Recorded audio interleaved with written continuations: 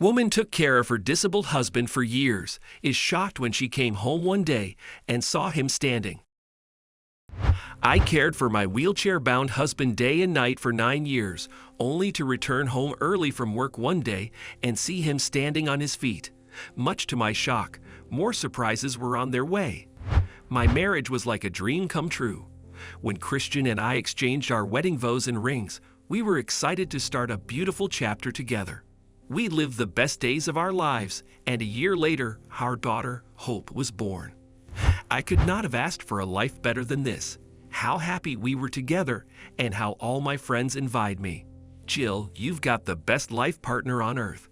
They often pulled my legs during kiddie parties. Everything was perfect, smooth, name it, and I was living it. My life was becoming better and more beautiful each day. I didn't realize how 12 years passed with Christian, Hope, and me laughing at silly jokes, throwing BB keys in our backyard, and taking turns cooking. Wow, I was so happy. And before I could find new reasons to smile, one phone call from the hospital, just 2 days after Christian's 37th birthday, turned our lives from heaven into hell. What? No, I think you're mistaken. My husband must be on the flight to Miami now. I shuddered at the thought of him being carried to the hospital from an accident scene near the airport. Mrs. Leeds, we found your number saved as my wife on his last call history. Your husband has met with an accident. Please come to the hospital. I collapsed on the couch, unable to believe what was true and what was not. No, Christian, I'll not let anything happen to you. I kept crying. Hope came running to me, and we rushed to the hospital. Christian said he was meeting someone in Miami regarding the new business he wanted to start. I remember he was so excited the morning he left for the airport. My heart began pounding faster as I marched inside the ward, only to be told by the doctor that Christian had lost his ability to walk due to a spinal cord injury. Does he know? I asked the doctor, tears streaming down my eyes. Mrs. Leeds, please stay strong, was all she said, and she walked away, not answering my question. I could not believe my perfect life had just ended. My husband, who loved running about doing things for me and our daughter, could not walk again.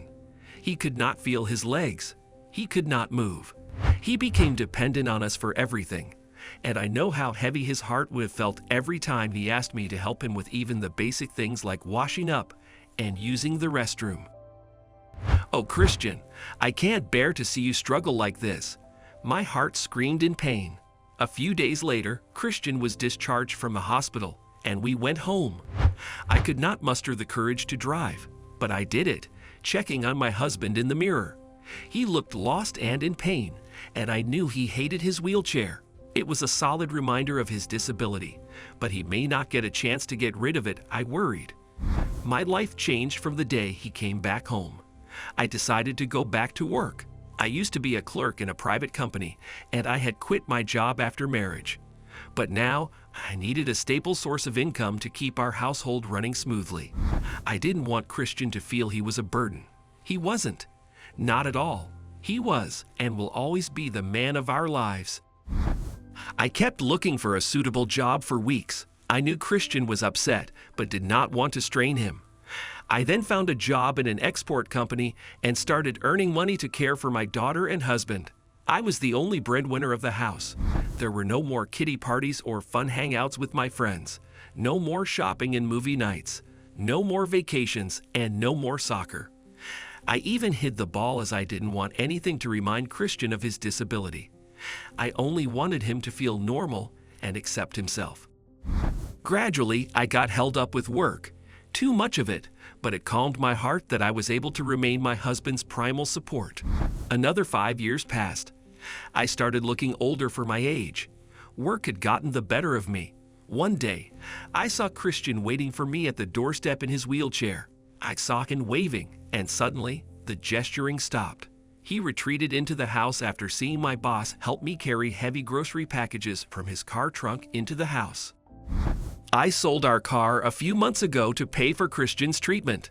I took a bus to my office daily, but that evening, my boss, Victor, a middle-aged man married with 3 kids, offered to drop me home from the store as it was past sundown. From that day onward, I noticed a weird change in Christian. My husband, who used to laugh even at my silliest joke that did not sound like one, refused to smile.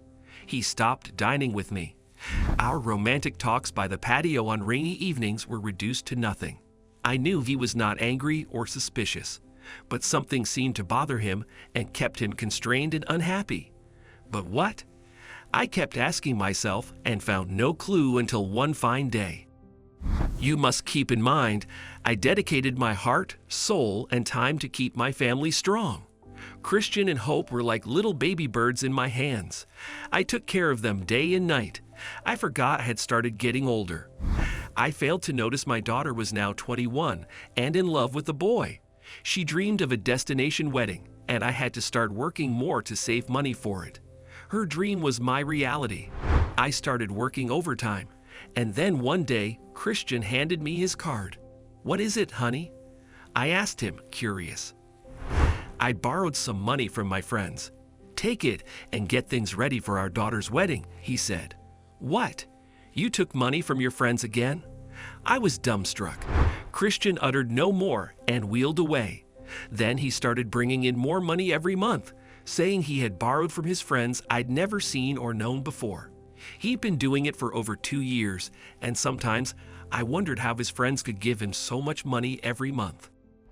How will we repay them? Several doubts haunted me, but I was too busy to conclude anything. At the time, all that mattered to me was my daughter's wedding. It was her dream, and I was ready to go to any extent to make it come true. One day, I returned home from work earlier than usual and found my husband standing in the kitchen. I rubbed my eyes, and oh my God, my husband was standing on his feet. I was shocked, and as I ran closer, I saw a beautiful young woman there. What's happening here? And who is this? I stormed in, tears endlessly flowing from my eyes. I wanted to be happy that Christian was able to stand, move, and walk, but seeing him with a young lady annoyed me. Several suspicions bombarded my mind, but my heart refused to listen. "Christian, were you cheating on me?" I cried to him without knowing the truth he had been keeping from me. "Honey, welcome home. Look, I'm standing. Isn't that amazing? Aren't you happy now?" Christian limped to me as if nothing had happened, as though he was clean. I was hurt, but was I the kind of wife who looked for lipstick stains and sniffed for a new perfume scent on him? No, I was not so cruel or paranoid. But why did you cheat on me? I asked him, only to learn that the woman, Esther, was a rehabilitation nurse. She what? I was stunned. "Honey, calm down. She's just my nurse, and she's our daughter's age. Esther is no different from Hope." I still needed clarification. I had no clue what was going on. That's when Christian confessed something he'd been doing behind my back all these years. "I was crushed when I saw you were taking help from your boss," he began. "I started sending applications to remote jobs and landed a great position to work from home. I didn't borrow any money from my friends. I worked for it. But I didn't want you to know." Now I realized why Christian was always occupied with his laptop all the time. Whenever I asked him, he said he was playing games, but he had worked hard to prove he was not a burden on our shoulders, that he was disabled but not incapable. "That's when I made a promise to myself," he continued. "I wanted to lead our daughter down the aisle on my feet. I secretly worked out with my nurse every afternoon until the evening before you guys returned home from work. I wanted to surprise you both at Hope's wedding." Endless tears flowed down my eyes as I threw myself in Christian's arms and kissed him all over his face. Esther blushed and left, respecting our private space. Christian and I hugged for a long time, and he asked me to promise not to disclose anything to our daughter. We waited until her wedding, and the big day finally arrived. Poor Hope had no idea about the sweet, tear-jerking surprise Christian had devised for her that day. Finally, at our daughter's wedding, the guests flocked to the church as the priest began the wedding mass. Peter, my daughter's fiancé, and the rest eagerly waited for her to appear in that dream fairy tale wedding gown. "Mom, I'll take Dad from here," she painfully said, hiding her tears as she walked behind Christian's wheelchair and started pushing it. Then suddenly, "Sweetie, stop for a second." Christian chimed in. I knew this would be an explosion of emotions and tears for both daughter and dad. I just took a corner and kept the tissues ready. As Hope looked puzzled and the guests turned around, Christian rose from the wheelchair and tucked Hope's arm under his. "Shall we walk, darling?" he said as Hope gaped in awe. She could not fathom the biggest surprise of her life. "Daddy? Oh my God, you are on your feet!" Hope cried out so loud that everybody was moved to tears. How could I hold my tears back? I cried in the corner until Christian called out to me and hugged us. The priest resumed the Mass, and Christian led our daughter down the aisle. It was the most precious moment of our lives. The dad who taught his daughter to take her first steps took the biggest steps with her toward her new life.